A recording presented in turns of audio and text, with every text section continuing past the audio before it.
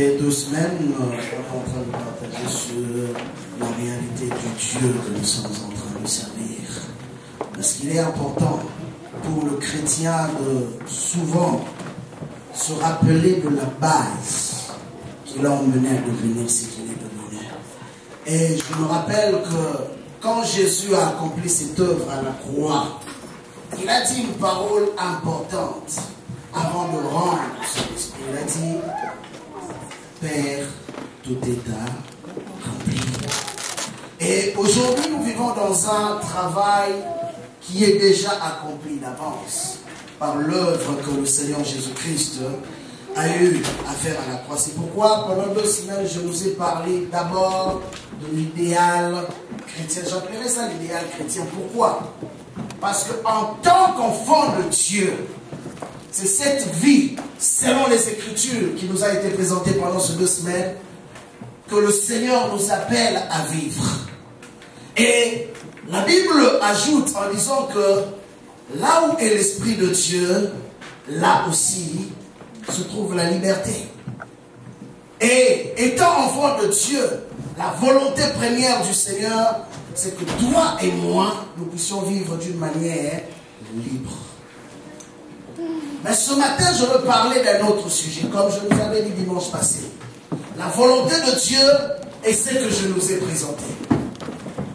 Mais, est-ce que tout le monde est prêt à se conformer à la volonté de Dieu? C'est là la question. Est-ce que tout le monde est prêt à se plier aux exigences de Dieu? C'est là la grande question. Voilà pourquoi un jour, Jésus-Christ parlera par rapport aux disciples là. Il leur dira ceci. Il dit, si quelqu'un, c'est une condition, si quelqu'un veut me suivre, la première des choses qu'il doit faire, c'est de renoncer à lui-même. De 1, fermez vos cellulaires s'il vous plaît. La deuxième des choses, porter sa croix. Et la troisième des choses, qu'il vienne et qu'il me suive. Amen. C'est toute une vie que Jésus-Christ a eu à exposer en ces 3 phrases. Il dit, si quelqu'un veut me suivre, la condition est simple. Qu'il commence par renoncer d'abord à lui-même. Et après, qu'il se charge de sa croix, pas de la croix de quelqu'un d'autre. Ce qui veut dire que chaque personne qui a été appelée par Dieu a une croix. Et après avoir porté sa croix, en ce moment-là seulement, il sera digne de pouvoir me suivre. Amen. Mais souvent, nous disons que je veux suivre Jésus. Souvent, nous disons que j'ai accepté Jésus dans ma vie. Mais combien d'entre nous ont commencé par renoncer d'abord à leur propre vie? C'est là la question de Jésus. Il dit, si quelqu'un veut me suivre, qu'il commence d'abord à renoncer à lui-même. C'est la première condition. C'est pourquoi ce matin, je vais vous parler d'un sujet qui va nous aider. Je disais dimanche passé et dimanche d'avant que normalement, dans le plan de Dieu, celui qu'on appelle chrétien ou croyant est appelé à vivre une vie de liberté, n'est-ce pas?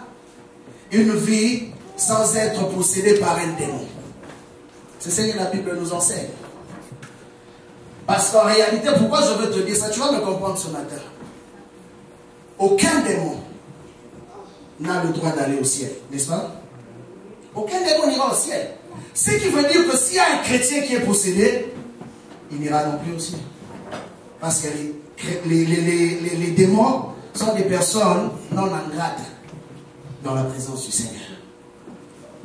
Or, Jésus-Christ nous enseigne beaucoup de principes dans le disciple-là. Et il veut nous montrer une chose que, quelque part, oui, certes, quelqu'un peut être possédé par un démon. Mais c'est aussi, en d'autres termes, le choix de la personne de vouloir rester en alliance avec ces démons qui donnera la force à ces démons de posséder ou de contrôler sa vie. Ok. 2 Pierre. 2 Pierre chapitre 2.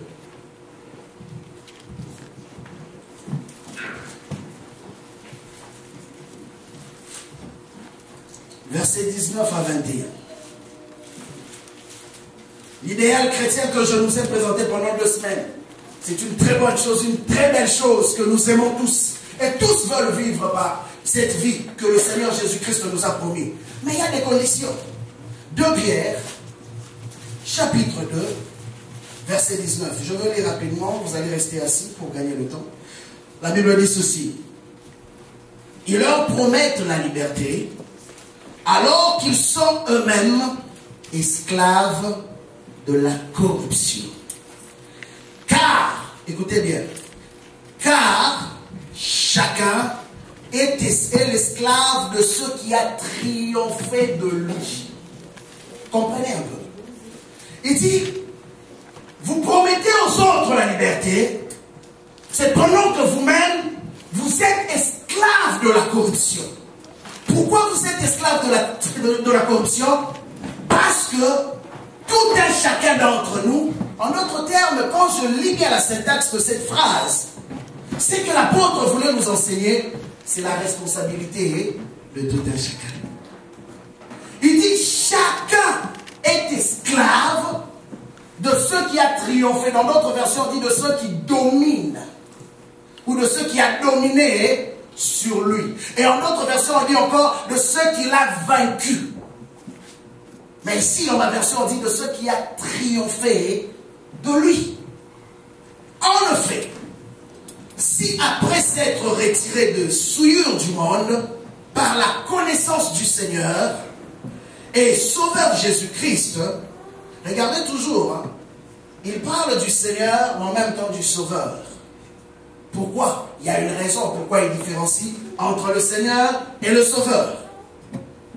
Jésus-Christ, ils s'y engagent de nouveau et sont vaincus par elle. Leur dernière condition est pire que la première. Et il ajoute, car mieux valait pour eux n'avoir pas connu la voie de la justice que de l'avoir connue et de se détourner. Est-ce qu'ici on a dit qu'un démon t'a détourné? Répondez-moi, on travaille ensemble. Est-ce qu'ici on a dit qu'un démon t'a détourné? Non.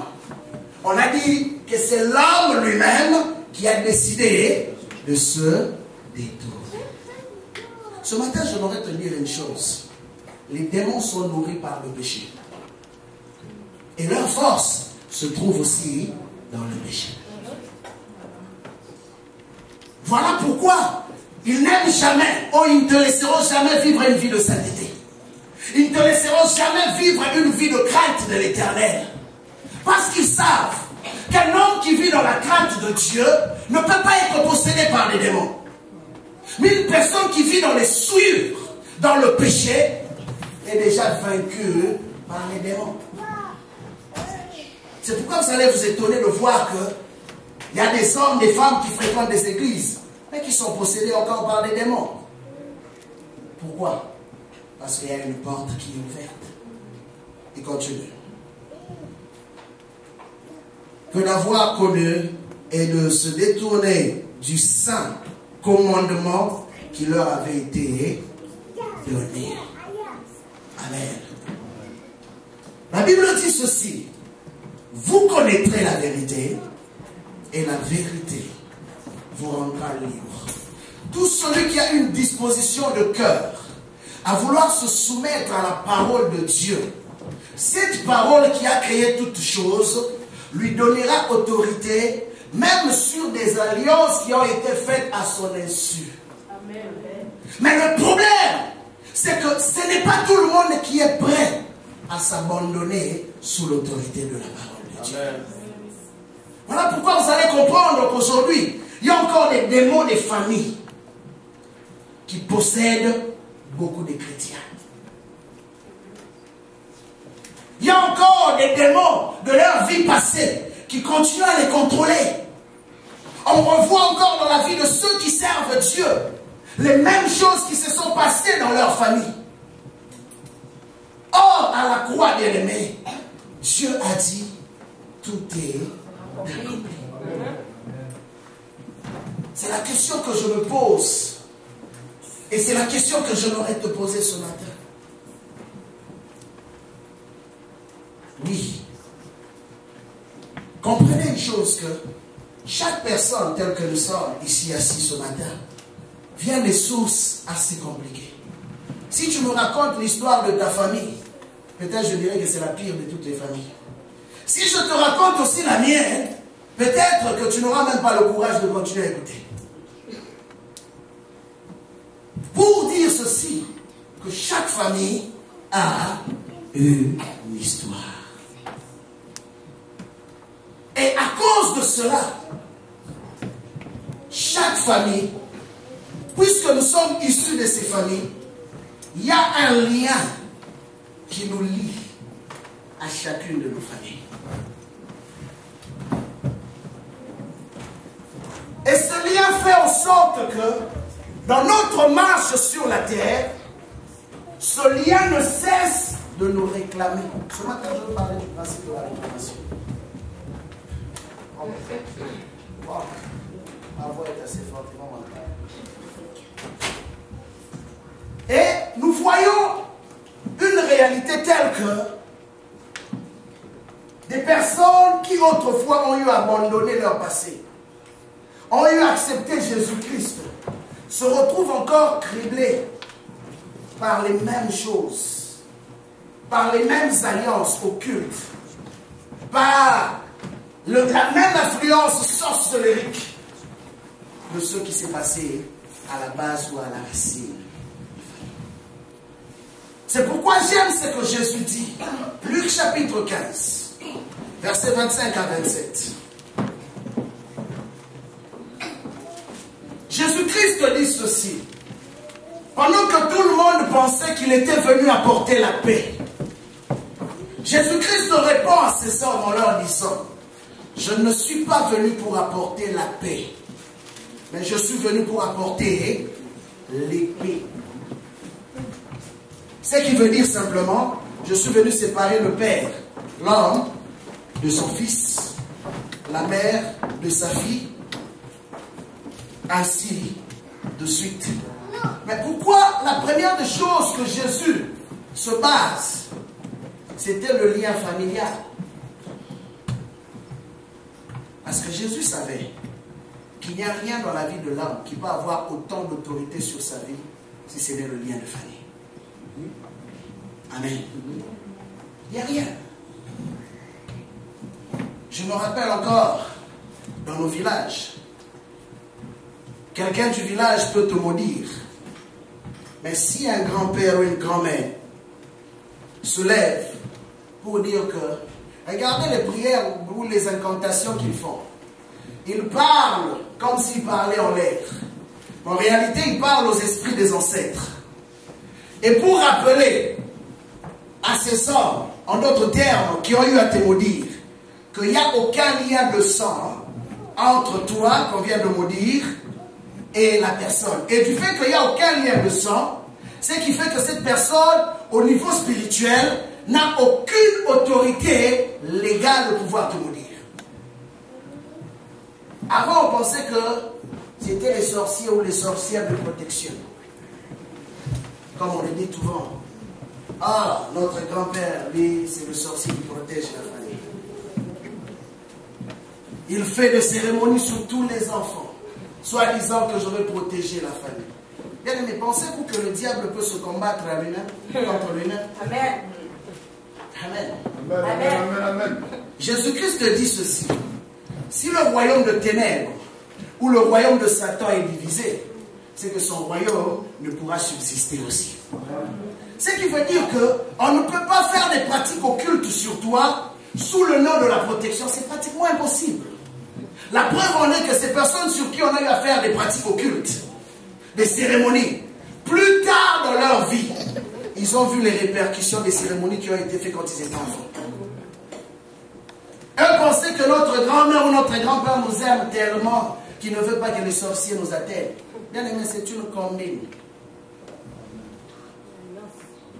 Parce que il y a quelque chose que j'aimerais te dire ce matin. Vous savez que même les démons connaissent leur temps. Un jour, pendant que Jésus-Christ se présentait à Gadara, il y a eu un fou. La Bible dit que les démons ont commencé à s'exprimer pour dire, pourquoi tu es venu nous troubler, Jésus-Christ de Nazareth? Parce que notre temps n'est pas encore arrivé. Amen. Amen. Bien aimé, allez-y comprendre. Les démons, ils connaissent le principe du temps. Ils savent en quelle saison, en quel moment, eux qui ont été assignés dans la vie d'une personne, peuvent se manifester pour détruire la vie de la personne. Ça me rappelle le témoignage d'une dame. Elle, dans sa famille, son père était chef coutumier. Chef coutumier, c'est des chefs de village. C'est lui qui détient tout le pouvoir du village. Pour ceux qui ne connaissent pas.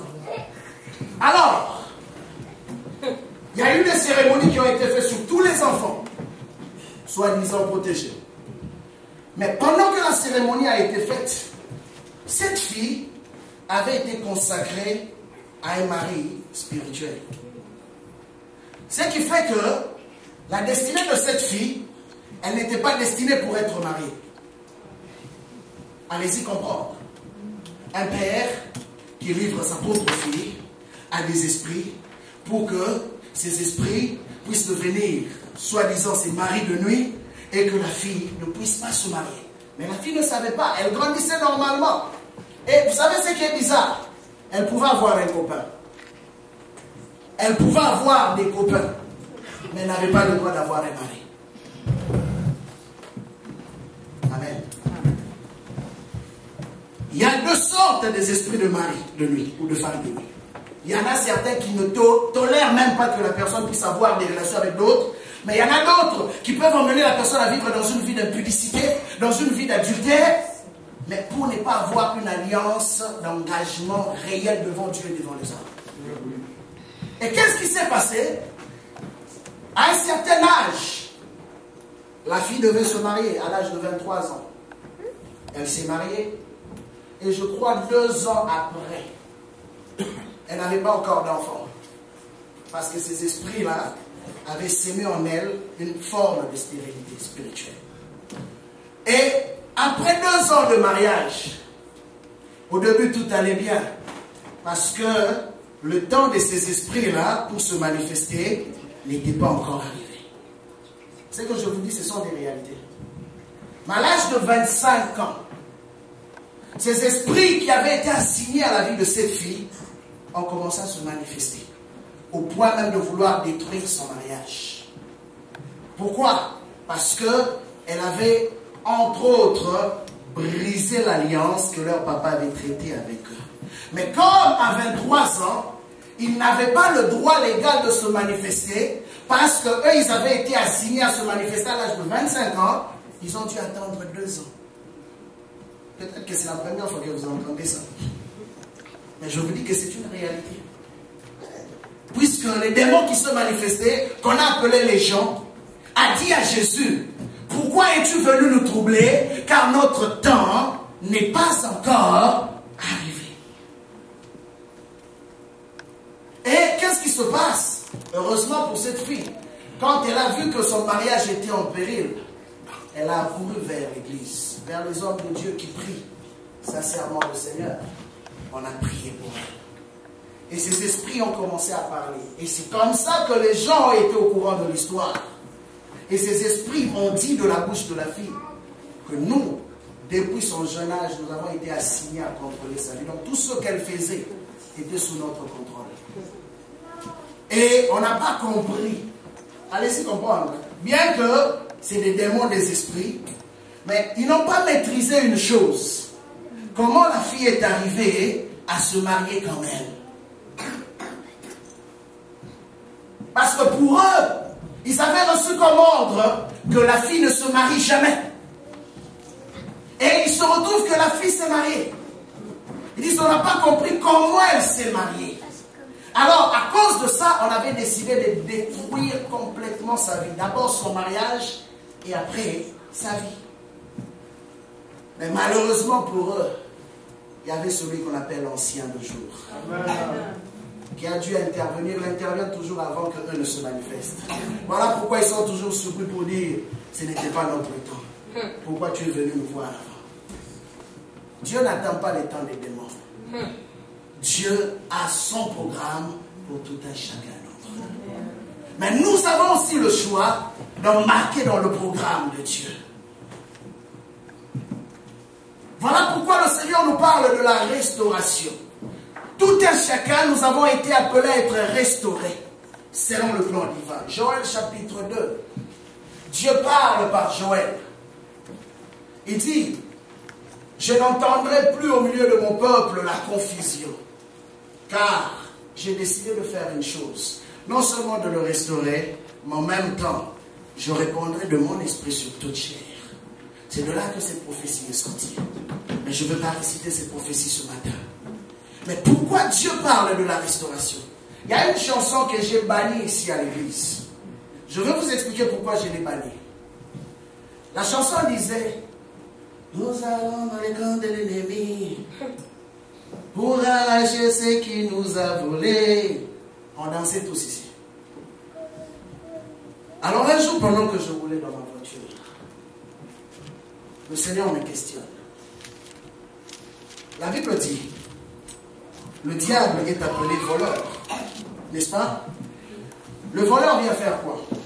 Il vient d'abord pour voler, prendre ce que tu as. Il vient pour te détruire, te ruiner et te tuer. Ok? Alors, bien aimé, je veux te dire ce matin une chose. Quand l'ennemi prend quelque chose qui t'appartenait, sais-tu que cette chose-là n'est plus sainte?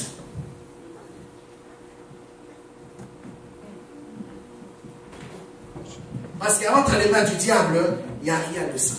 Amen. Amen. Or, la Bible dit, c'est la bénédiction de l'Éternel qui enrichit et ne se fait suivre d'aucun chagrin. Mais écoute-moi, si la bénédiction de Dieu enrichit et ne se fait suivre d'aucun chagrin, comment se fait-il que toi, chrétien, tu vas passer ton temps à aller, non pas auprès de Dieu, qui est la source de toute bénédiction, mais aller auprès du diable pour aller répandre ce qu'il t'a volé? Amen. Amen. Amen.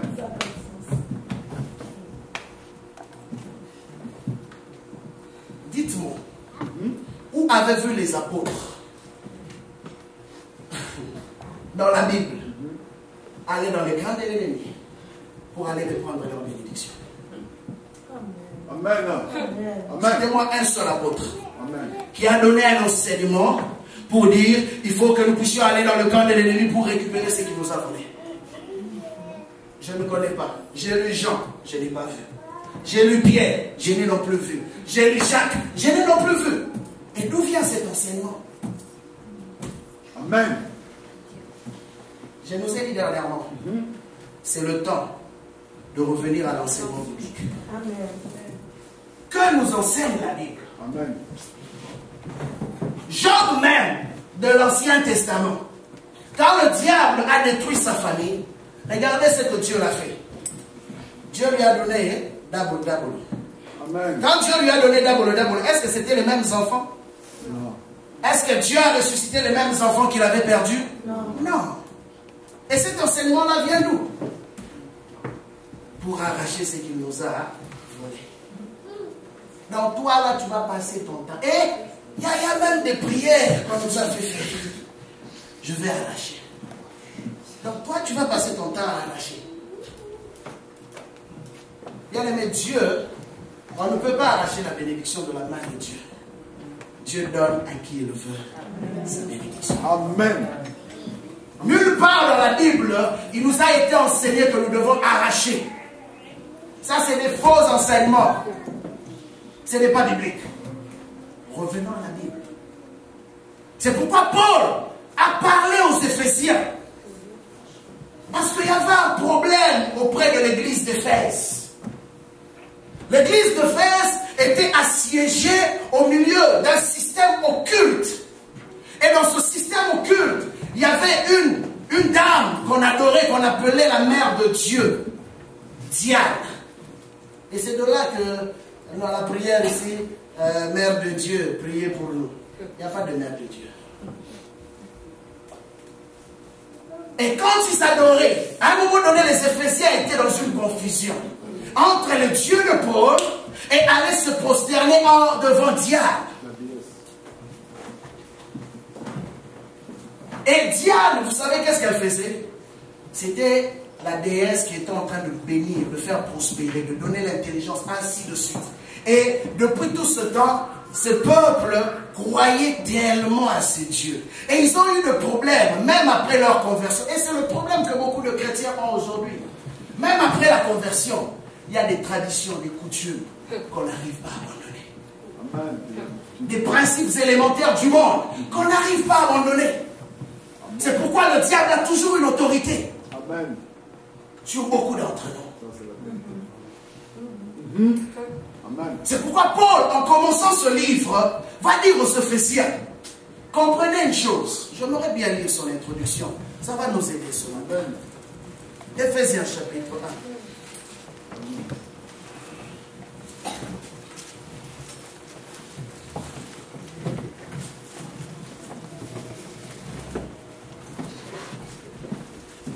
Je lirai à compter du verset 3.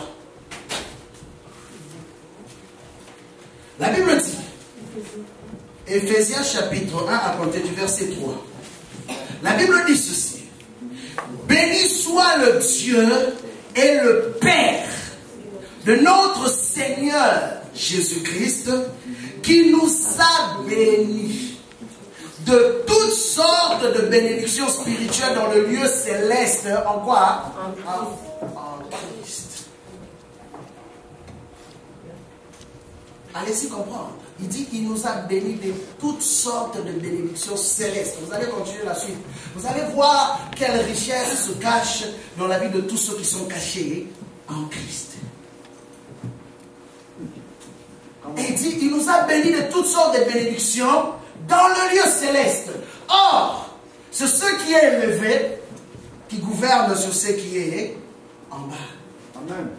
C'est le spirituel qui gouverne sur le matériel. Amen, amen, amen.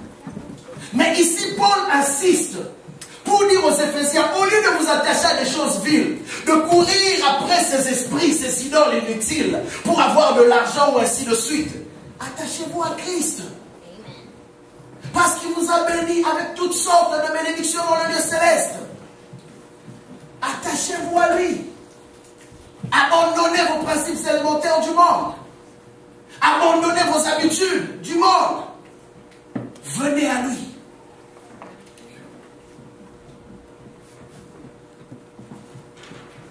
Alors, je disais, restaurer, par définition, se remettre quelque chose à neuf avec des nouveaux matériaux. C'est ça qu'on appelle restaurer. Dieu ne va pas restaurer la vie d'un homme. Une vie qui a été détruite avec les mêmes matériaux souillés. Amen. C'est impossible. Mais si aujourd'hui le diable a réussi à voler quelque chose de toi, ne va pas pour chercher la même chose. Va auprès de celui qui est capable de bénir, parce que le diable ne bénit pas. Amen, amen, amen. Voilà pourquoi beaucoup de chrétiens, malheureusement, étaient déçus. On leur a dit, va arracher. Il a arraché, il a arraché, il a arraché. Il se retrouve mariage perdu. Il a arraché, il a arraché. Il se retrouve bénédiction perdue. Et il dit, mais Seigneur, comment j'ai passé? Ça me rappelle toujours une bonne dame que j'ai connue. Une femme sincère qui aimait Dieu. Mais malheureusement, elle a été mal enseignée. On lui a emmené à arracher son mariage. Bien, mais tu vas arracher le mariage? Comment tu vas arracher le mariage? Allez-y comprendre un peu. Est-ce qu'on prend le mariage par force?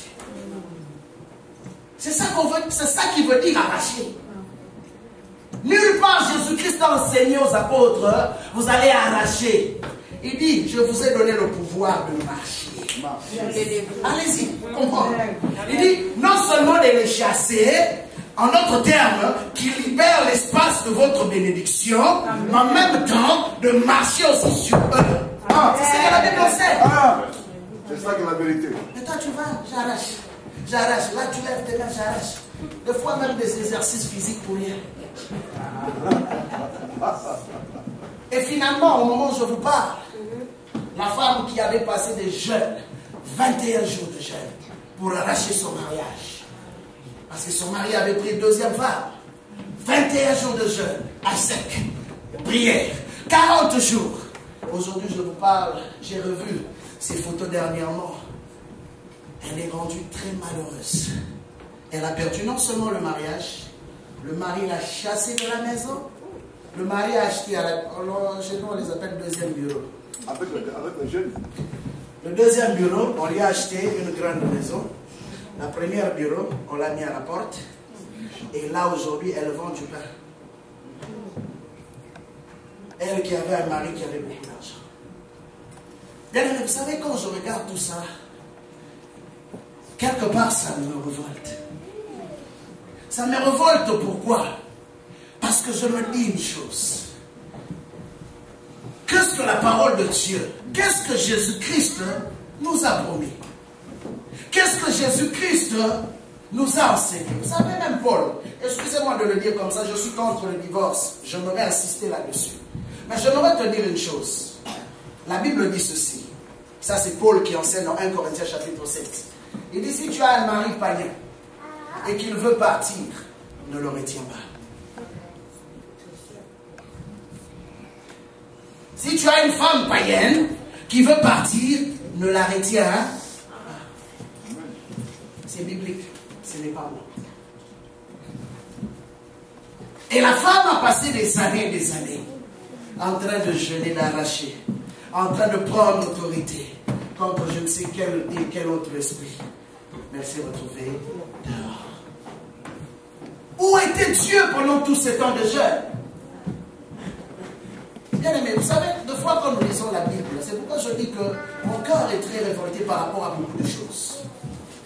Je ne peux pas croire que nous puissions servir le Dieu de la Bible et que nous puissions être perdants. Amen. Amen. Je voudrais te dire aussi une chose. Il y a de ces mariages qui ne sont pas de Dieu. Amen. Vous allez être étonné, vous allez dire, pasteur, comment tu dis des choses comme ça? C'est pas ça que je vais enseigner ce matin. Mais j'aimerais te dire ces choses. Il y a des alliances qui ne sont pas de Dieu. Parce qu'il y a des alliances qui ont été communiquées par Satan. Pour juste venir te faire du mal. Et de fois, il y a certaines séparations que Dieu provoque pour ton bien. Mais tu veux t'accrocher à quelque chose qui Dieu, en regardant, sait qu'à la longue, ça va te nuire. Ne soyez pas choqués que je vous dise ces choses. C'est la vérité. Parce que j'en ai vu plusieurs comme ça. Mais qui étaient aussi sincères dans leur temps de prière. Qui étaient aussi sincères dans leur jeûne et prière. Mais malheureusement, ils se sont retrouvés déçus. Deux fois même découragés de l'église. Deux fois même, ils ont abandonné la foi pour certains. Pour dire qu'on nous a trompés. Et vous savez, plus souvent, il y a même eu des prophéties. Après, on se retrouve que le deux se sépare, le mari ou la femme meurt, ils ne se sont jamais réconciliés. Bien aimé, est-ce que Dieu peut se tromper? Non. Dieu ne se trompe pas. Le problème, c'est que beaucoup de gens sont trompés par leur propre ignorance. La connaissance.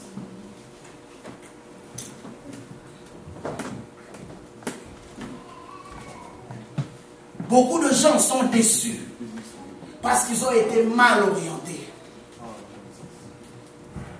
Mais, je voudrais te dire ce matin, bien-aimé, quelles que soient les erreurs des hommes, quelle que soit la mauvaise direction des hommes, chaque personne devant Dieu est responsable.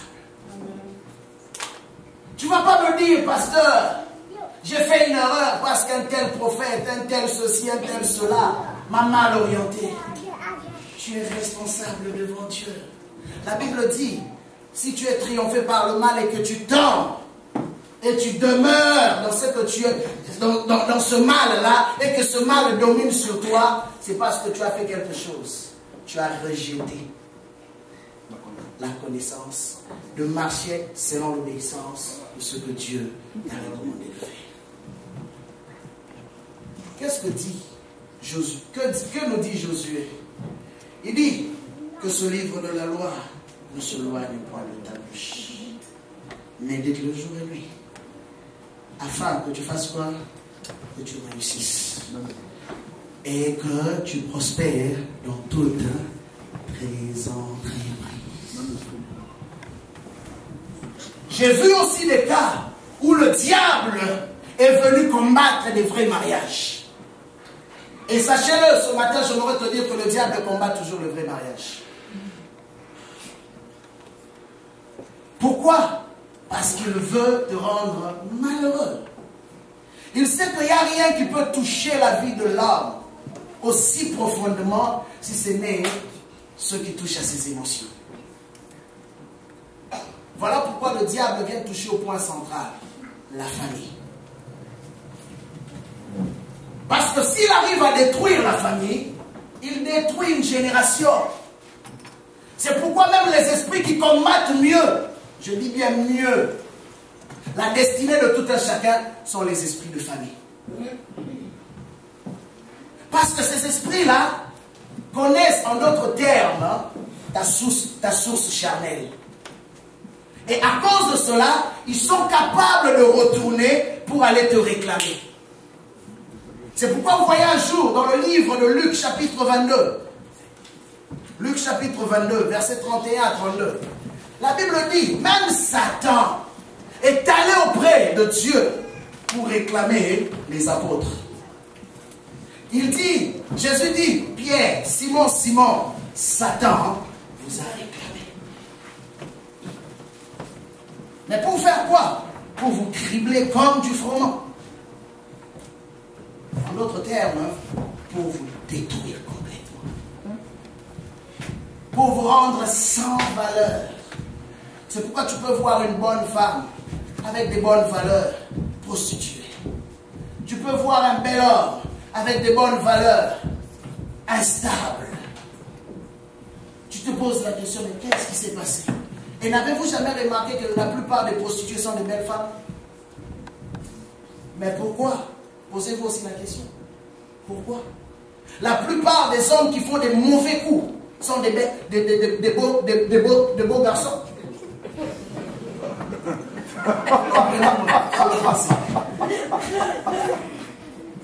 Tu vas voir un homme intellectuel bien, qui a beaucoup étudié, mais un coureur de jupons comme pas possible. Un homme qu'on ne peut même pas laisser à côté d'une autre femme. Donc il n'a même pas peur. Même si c'est la femme d'autrui, lui, tout ça, là, la bague là, ça ne veut rien dire. Donc lui, il affronte tout. Et de fois, on dit qu'il est courageux. C'est un démon.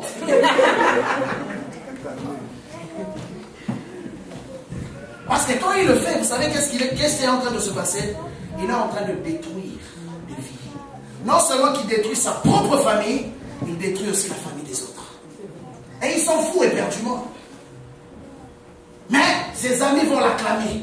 Pour dire, ah Joe, elle est forte.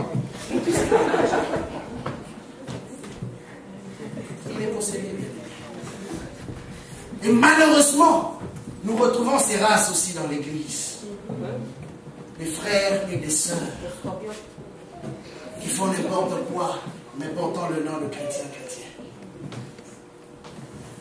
Des hommes et des femmes qui ont la même nature que ceux que nous appelons des hommes animaux. Des hommes et des femmes qui se servent de la parole de Dieu pour manipuler les autres au nom de l'amour. Bien-aimé, je veux te parler ce matin parce que c'est ta vie, ce n'est la vie de personne d'autre. Après ici, chaque personne ira chez lui à la maison avec sa propre conscience. Pasteur Noé sera chez lui, toi tu seras chez toi. Mais regarde ce que Pierre est en train de le dire. Il dit, tu es esclave par ce qui a triomphé de toi. Il y a beaucoup de chrétiens qui sont possédés par des esprits de mari de lui et des femmes de lui. Les chrétiens. Vous savez, la Bible dit ceci. L'homme ne donne que ce qu'il a. Comment veux-tu donner quelque chose à d'autres si toi-même tu es possédé par les démons? Tu tu n'arrives pas à vaincre les démons de ta propre maison, comment seras-tu capable de vaincre les démons de la maison d'autrui? L'homme fort qui est dans ta propre maison, tu n'es pas capable de le déloger. Mais bien aimé, tu peux beau prier pour les autres. Tu peux beau faire des choses pour les autres. Je te dis une chose. Les démons n'iront pas au ciel. Et ceux qui sont possédés aussi n'iront pas au ciel. Galates, chapitre 5.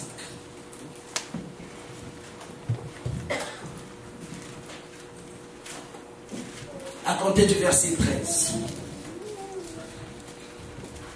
Nous lirons jusqu'au verset 21. La Bible dit ceci. Frères, vous avez été appelés à la liberté. Seulement, ne faites pas de cette liberté un prétexte pour vivre selon la chair. Mais par amour, soyez serviteurs les uns les autres. Car toute la loi est accomplie dans une seule parole, celle-ci. Tu aimeras ton prochain comme toi-même. Mais si vous vous mordez et vous dévorez les uns les autres, prenez garde de ne pas être détruits les uns par les autres. Je dis donc, marchez selon l'esprit et vous n'accomplirez point les désirs de la chair. Je dis donc, marchez. Il n'a pas fait une demande, c'est impératif. Il donne un ordre à l'église de Galates pour leur dire, marchez selon l'esprit. Ce n'est pas un choix, c'est impératif. Marchez selon l'esprit, c'est seulement en ce moment-là que vous serez vainqueurs des œuvres de la chair. Et il continue, car la chair a des désirs contraires à l'esprit, et l'esprit en a de contraires à la chair. Ils sont opposés l'un à l'autre, afin que vous ne fassiez pas ce que vous voudriez. Mais si vous êtes conduits par l'esprit, vous n'êtes pas sous la loi. Or, les œuvres de la chair sont évidentes. Là, maintenant, nous allons parler des œuvres de la chair. Les œuvres de la chair sont évidentes. Ça ne se cache pas, bien aimé. Tu veux connaître un chrétien spirituel? Regarde comment il fonctionne dans sa vie. Tu sauras. Quelqu'un peut te dire que je jeûne, je prie. C'est bien beau. Mais tu sauras si cette personne est vraiment enracinée, demeure dans une relation profonde avec le Seigneur par rapport à sa marche. La Bible continue. C'est-à-dire, 1. Inconduite. 2. Impureté. 3. Débauche. 4. Idolâtrie. 5. Magie. 6. Hostilité. Ils aiment là où il y a des conflits. 7. Discorde. 8. Jalousie. 9. Fureur. 10. Rivalité. 11. Division.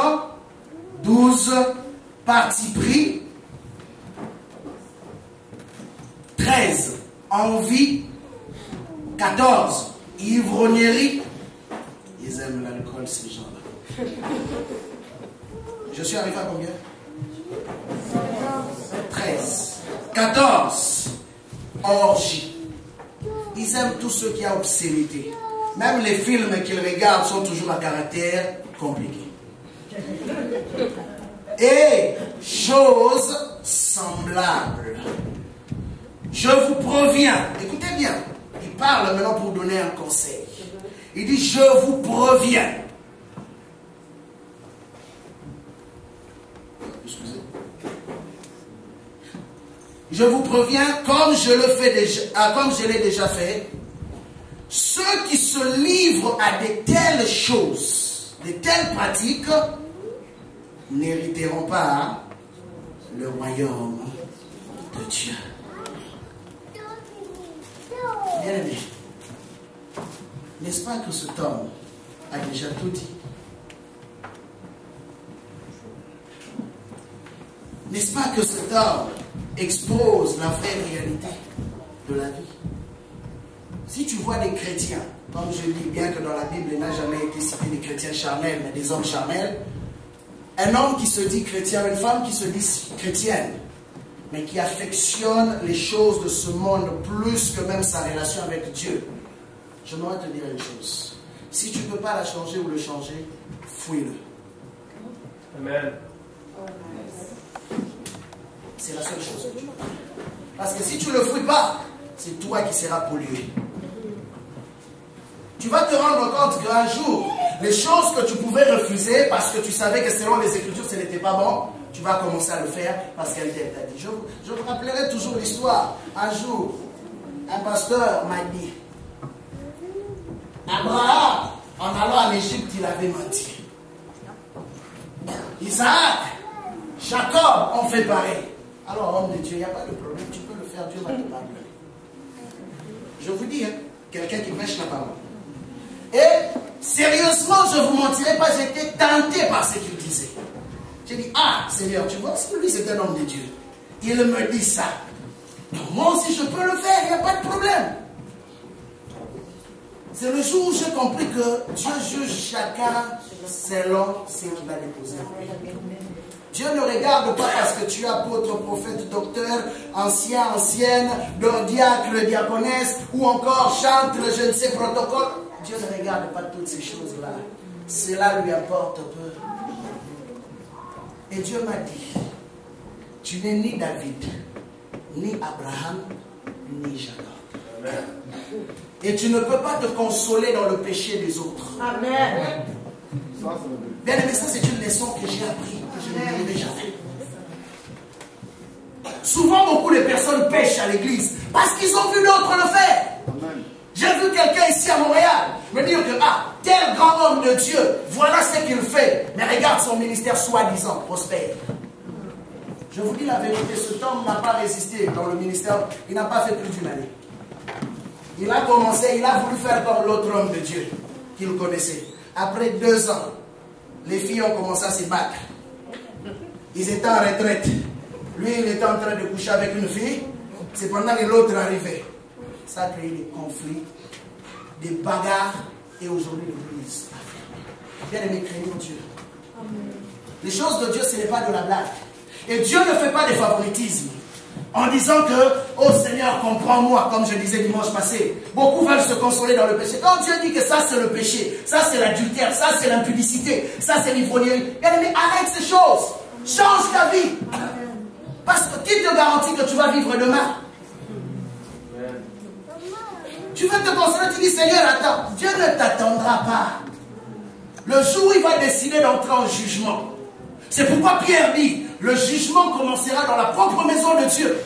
Allez-y comprendre, si Dieu va commencer à juger d'abord sa maison, à combien plus forte raison le monde? Il n'a pas épargné sa propre maison. Il va juger ses serviteurs, il va juger son peuple. Et aujourd'hui, malheureusement, le peuple de Dieu, vous allez vraiment m'excuser, beaucoup de gens sont devenus naïfs. Ils acceptent tout. On peut faire n'importe quelle pratique sur eux, sans pour autant prendre le temps d'aller sonder l'esprit, sonder les Écritures. Voilà pourquoi beaucoup de gens sont aujourd'hui abusés. Au nom de la parole. Amen. Amen. Soyez comme des chrétiens démérés. À chaque fois que Paul leur prêchait la parole, la Bible dit qu'ils allaient pour revoir ce qu'il leur avait enseigné, si cela était conforme aux Écritures. Amen. Amen. La preuve en est que le diable aujourd'hui est très à l'aise même dans les églises de Dieu. Parce que beaucoup de chrétiens, de 1, ne prient plus. De 2, ne lisent pas la parole. Voilà pourquoi tu vas t'étonner que dans ta propre maison, le diable règne, il a même un trône, assis, tranquille. Et le seul rêve que tu fais, ce sont des mauvais rêves. Tu vois toujours des choses qu'on vient d'attraper. Beaucoup de personnes voient des rêves où ils sont toujours mieux. C'est l'état spirituel, bien aimé. Je te dis ces choses, pas pour t'accuser, mais je te dis ces choses pour que tu comprennes. Si tu demeures dans cette position, avec des démons là, vous allez être entraîné dans les bains de feu.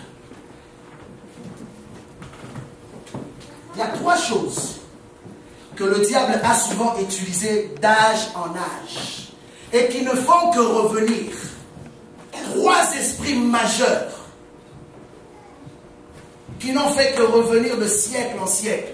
Et malheureusement, depuis que l'Église est née, jusqu'à nos jours, ces esprits-là continuent toujours de revenir. Ils ont existé au temps de Moïse. Et ils existent encore aujourd'hui. C'est pourquoi quand Jésus-Christ est venu pour visiter l'Église, commencer à faire son jugement auprès de cette Église, c'est dans Apocalypse chapitre 2. Vous allez voir que dans toutes les églises, en majeure partie, imaginez sur cette église, il a eu à faire des reproches sur 5 églises. Il n'y a eu que 2 églises qui ont été sans reproche. Allez-y comprendre. Sur cette église, il n'y a eu que 2 églises. Pour ceux qui font le calcul, vous pouvez savoir.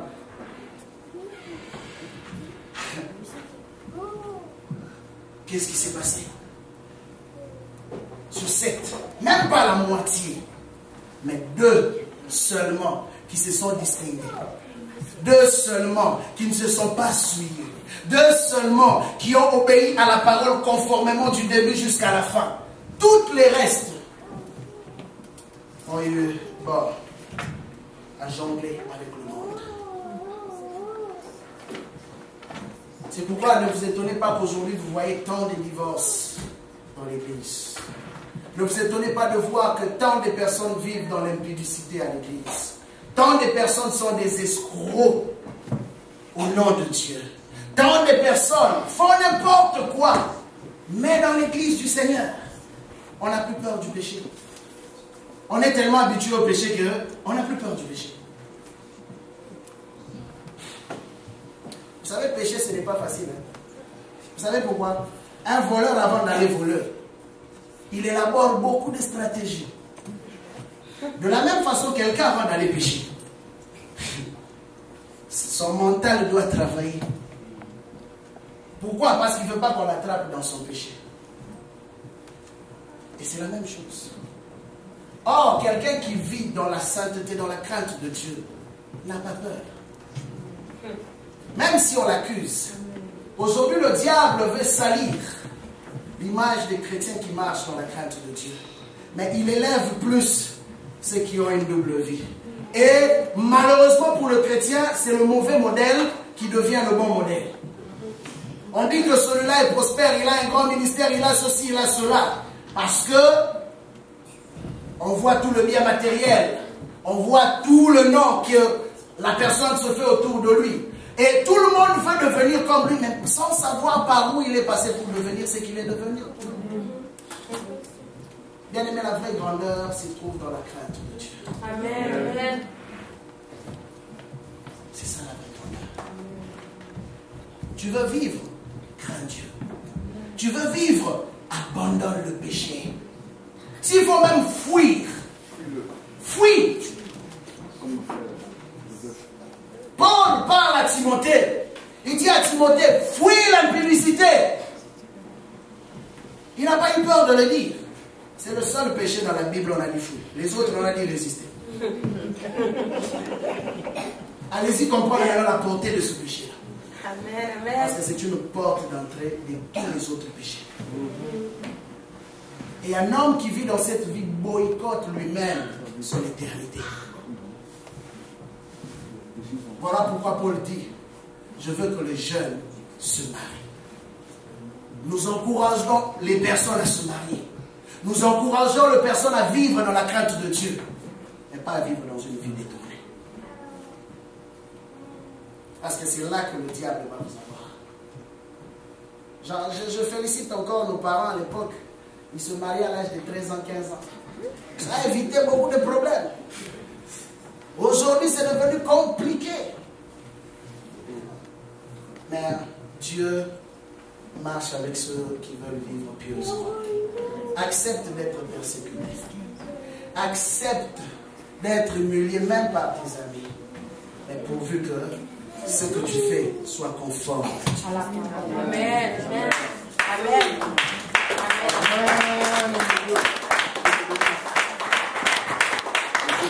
C'est pourquoi beaucoup se marient aujourd'hui. se retrouve stérile. Se marie aujourd'hui, se retrouve avec beaucoup de problèmes.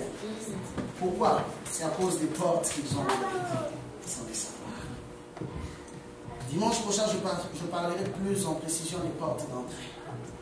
Mais j'ai voulu ouvrir cette parenthèse pour t'aider. Si tu te retrouves dans ces choses, bien aimé, n'attends pas demain. Dieu n'attend pas. Ne dis pas à Dieu, Seigneur, donne-moi encore le temps.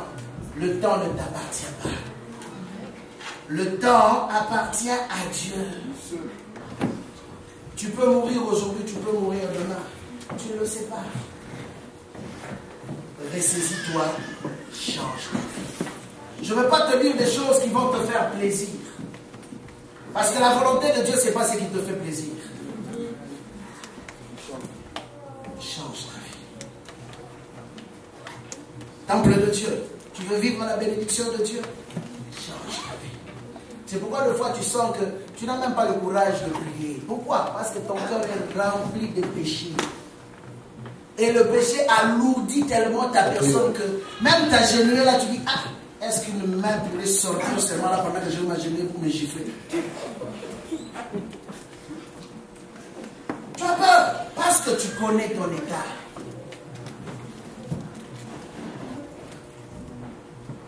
Dieu ne tolère pas le péché. Vous savez, l'église que Dieu va visiter, c'est une église qui marche dans sa crainte. Le peuple qui vivra sa gloire, c'est le peuple qui marche dans sa crainte. Ce n'est pas le peuple qui récite les Écritures. Car tout le monde peut réciter les Écritures. Vous savez, Jacques va plus loin. Il dit, tu dis être chrétien, c'est bon. Même les païens, ok? Quand ils entendent parler de Dieu, de Jésus, ils craignent, ils tremblent. Même les païens. Même les démons. Ils tremblent devant le nom de Jésus. Mais regardez maintenant, une différence. Les démons tremblent devant le nom de Jésus, mais ne changent jamais. Et il y a de ces personnes comme ça, qui viennent, oh Seigneur, cache-moi, Seigneur, je veux te servir. Mais ils ne sont pas prêts à changer. C'est pourquoi j'ai dit une chose un jour ici. Pour que je passe mon temps par rapport à la délivrance de quelqu'un, tu dois vouloir toi-même abandonner ta vie. Parce que beaucoup de personnes nous ont fait passer du temps pour rien. Ils sont venus, je vais être délivré, mais il n'est pas prêt à laisser le péché. Bien aimé, pensez-vous que même l'onction là, même si tu as l'onction de je ne sais qui, de King Kong, même toi sur mourir, si tu n'es pas prêt à abandonner ton péché. Parce que la Bible dit ceci, la main de l'Éternel n'est pas courte. La délivrance que tu cherches là, c'est possible. L'intervention de Dieu que tu cherches là est possible. Bien que ta famille peut-être a une source douteuse, mais Dieu peut écrire une nouvelle page d'histoire avec toi. C'est possible. Amen. Mais ça dépend de toi. Les démons de ta famille là sont en train de te réclamer. Chaque jour, ils veulent te réavoir dans leur camp. Mais tu as le choix de te séparer d'eux définitivement. Vous savez, il y a des niveaux où on arrive avec Dieu. Quand tu arrives à ces niveaux-là, même si les démons viennent, ils ne pourront plus entrer. Ils vont combattre les de l'extérieur. Mais si tu es au niveau où les démons sont capables d'entrer, de te faire voir toujours des rêves compliqués sur ta destinée, sur ta personne, c'est qu'il y a un problème. Tu as besoin de délivrance. Tu as besoin de t'abandonner pour que le Seigneur Jésus-Christ change ton cœur. Je prie que ce matin, cette parole que tu écoutes puisse pénétrer dans ta vie. Parce que Dieu veut que tu vives une vie pleine de liberté. C'est ça la volonté de Dieu. Je nous ai fait voir l'idéal chrétien. Pourquoi Jésus-Christ est monté à la croix. La preuve en est que tu vas constater que tu ne vis pas pleinement dans la volonté de Dieu. Quand à chaque fois, quand on te parle des démons, des sorciers, tu as peur d'eux. Tu as toujours peur qu'on bloque ta bénédiction. Tu as toujours peur qu'on vienne détruire ta maison. Tu as toujours peur qu'un malheur t'arrive. Parce que tu n'as aucune assurance. Mais celui qui a une assurance n'a pas peur du lendemain. Parce qu'il sait que son avenir est entre les mains de Dieu. Tu vas te lever pour prier.